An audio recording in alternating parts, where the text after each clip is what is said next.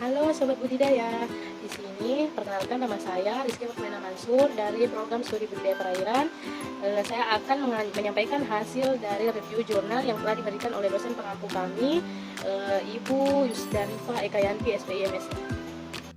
Adapun review jurnal yang akan saya sampaikan itu berupa judul, abstrak, tujuan penelitian, metode penelitian, hasil dan pembahasan, serta kelebihan dan kekurangan.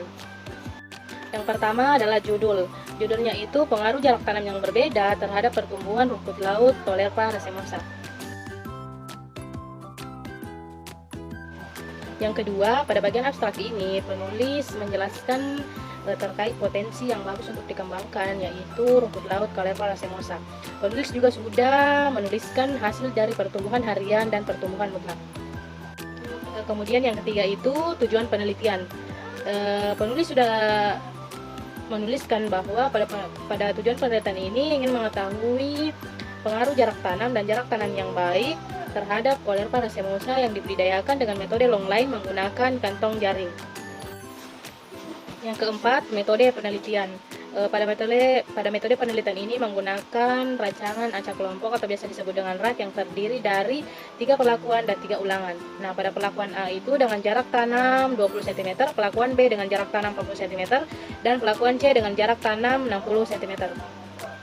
Kemudian yang kelima adalah hasil dan pembahasan. Nah, bisa kita lihat pada tabel di atas bahwa pertumbuhan harian ini pada perlakuan A dengan jarak tanam 20 cm itu sebesar 1,24 gram per sen per hari. Perlakuan B dengan jarak tanam 40 cm sebesar 1,41 gram per sen per hari. Sedangkan perlakuan C dengan jarak tanam 60 cm itu sebesar 1,74 gram per sen per hari. Hal ini menunjukkan bahwa semakin besar jarak tanam yang diberikan pada Tolerpa racemosa ini, semakin tinggi juga hasil dari pertumbuhannya.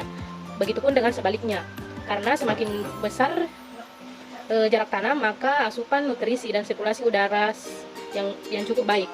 Nah, sedangkan jika semakin kecil jarak tanam yang diberikan pada Tolerpa racemosa itu mengakibatkan kondisi asupan dari nutrisi ini berkurang sehingga pengurangan pada bobot dari Tolerpa racemosa.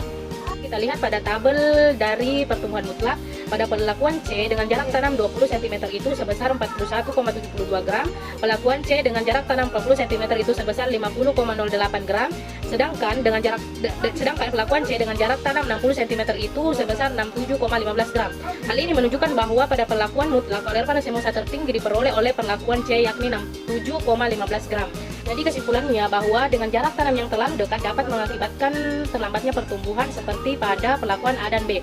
Sedangkan rumput laut dengan jarak tanam yang sangat dekat itu menyebabkan rumput laut itu lebih sulit untuk menyerap unsur hara sebagai asupan makanannya. Yang keenam adalah kelebihan dan kekurangan.